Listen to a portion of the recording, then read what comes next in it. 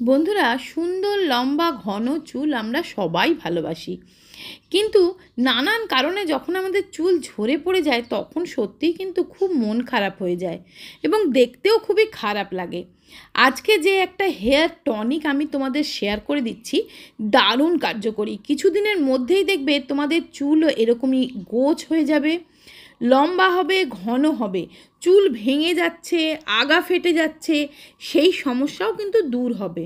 বন্ধুরা, আর একটা জিনিস খেয়াল রাখবে, চুল বা মাথা যদি অনেকক্ষণ ভিজে থাকে, সেটা বৃষ্টিতে ভিজেছো বা ঘাম হয়েছে অথবা চুল ধুয়েছো, চুলের গোড়া ভিজে আছে, তখনই দেখবে চুল আঁচড়ালেই গোছা গোছা চুল পড়ে, মাথায় হাত দিলেও গোছা গোছা চুল হাতে চলে আসে।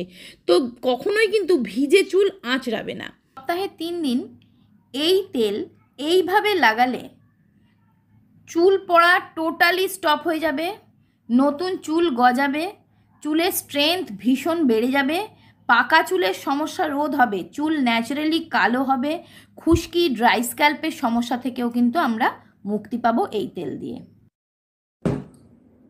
মাথায় উকুনের সমস্যা থাকলে এই তেল উকুন চলে যাবে, আর হবে না। তার জন্য দেখো লাগছে আমার এখানে মেথি নিয়েছি আমি, যে মেথি আমরা রান্নায় ইউজ করি, আমাদের কিচেনে সব সময় থাকে সেই মেথি। আমরা জানি মেথি চুলের জন্যে, স্কিনের জন্যে, সব কিছুর জন্যে কিন্তু মেথি খুবই উপকারী। মেথি যেমন শরীরের জন্যে ভালো, চুলের একটা মহৌষধ বলতে পারো মেথি। আর আমি এখানে নিয়েছি কালো জিরে। কালো জিরেকে বলা হয় কালো হিরে, কেন বলো তো? কারণ কালো জিরে আমাদের চুলের জন্য, আমাদের শরীরের জন্য ভীষণ ভালো। এই কালো জিরে তোমার চুলকে পাকতে দেবে না, চুল পাকা রোধ করবে, চুলকে ঘন করবে, লম্বা করবে, চুলের একটা হেলদি লুকস এনে দেবে। তো দেখো আমি এখানে নিচ্ছি 1 চামচ আর হাফ চামচ, মানে 1.5 চামচ কালো জিরে। দেখো কালো জিরে নিলাম 1.5 চামচ মতন, ঠিক আছে? 1.5 চামচ মতন কালো জিরে আমার এখানে লাগবে। আর আমি নিচ্ছি ওই একই পরিমাণে 1.5 চামচ মতন মেথি দানা। এই মেথি দানা চুলের জন্যে ভীষণ উপকারী, আমি তোমাদেরকে আগেও দেখিয়েছি, আজকেও একটা নতুন প্রসেস দেখাচ্ছি। তো দেখো কালো জিরে, মেথি দানা, আর লাগবে আমার একটা পেঁয়াজ। এই পেঁয়াজটা কিন্তু দেখো আমি একদম লাল পেঁয়াজ নিয়েছি, যে এই পেঁয়াজে ঝাঁঝ বেশি থাকে। তো এই লাল পেঁয়াজ মিডিয়াম সাইজের একটা, আর একটা ডাল নিয়েছি কারি পাতা। কারি পাতা না চুলকে ভীষণ তাড়াতাড়ি লম্বা করে, আর স্কাল্প থেকে ইনফেকশন দূর করে, চুলকে ঘন করে, মজবুত করে। আর পেঁয়াজ চুলের জন্য যে কতটা উপকারী সে তো আমরা সবাই জানি। তো চলো এবার আমি তেলটা বানাই। তো দেখো তেলটা বানানোর জন্য আমি এখানে নিয়েছি একটা লোহার কড়াই। লোহার কড়াইতে বানালে খুব ভালো হয়, তা নাহলে তোমরা যে কোনো কড়াইতেই বানাতে পারো। তার মধ্যে আমি দিলাম এখানে কোকোনাট অয়েল বা নারকেল তেল। তোমরা এটা সর্ষের তেল দিয়েও বানাতে পারো, সর্ষের তেলও কিন্তু চুলের জন্য খুবই ভালো। তা আমি এখানে দিলাম ভার্জিন কোকোনাট অয়েল।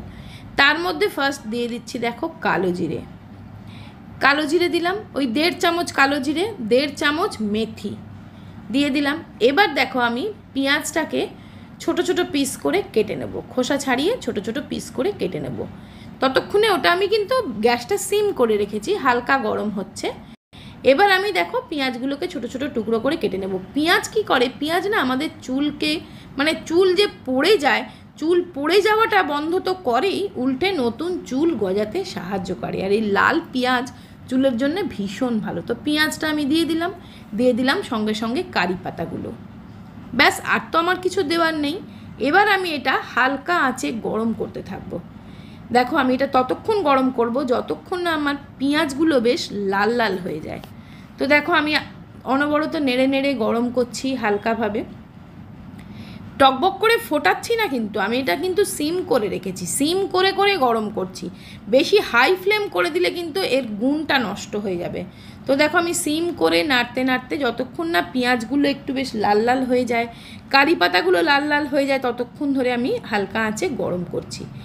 এইবার দেখো পেঁয়াজগুলো আমার বেশ লাল লাল হয়ে গেছে, কারি পাতাগুলোও বেশ ভাজা ভাজা হয়ে গেছে। এবার আমি গ্যাসটা অফ করে দেবো। গ্যাসটা অফ করে কিন্তু আমার তেলটা একদম ঠান্ডা করে নিতে হবে।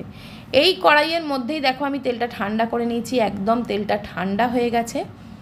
তো আমার মাথার তেলটা কিন্তু একদম রেডি হয়ে গেল। এবার যখন আমি এটা ঠান্ডা হয়ে যাবে তখন আমি এটাকে একটা বাটিতে ছেঁকে রাখছি।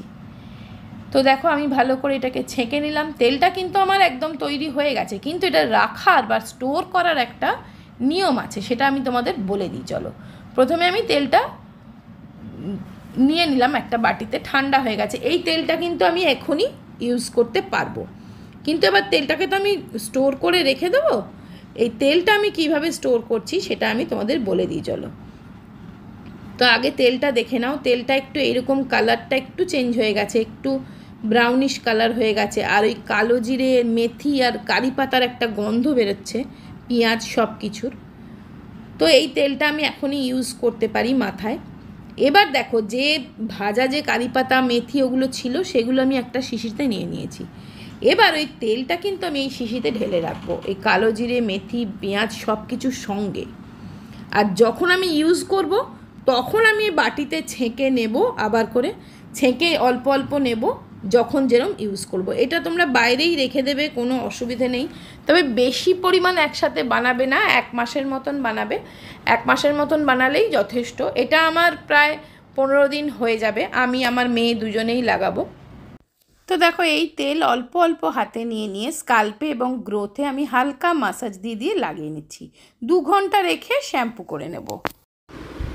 আর শ্যাম্পু করে এসে দেখো, আমি আগারোর হেয়ার ভলিউমাইজারটা ইউজ করে চুলটা একটু ড্রাই করে নিই। এটা দুর্দান্ত একটা হেয়ার ড্রায়ার। এটা কিন্তু কোনো রকম চুলের ড্যামেজ না করে চুলটাকে শুকিয়ে দেয়। তোমরা হয়তো বলবে যে প্রতিদিন চুলে হেয়ার ড্রায়ার দেওয়াটা ঠিক না, কিন্তু এটা কোনো রকম হেয়ার ড্রায়ারের মতন চুলকে স্কাল্পে কোনো রকম হিট দেয় না।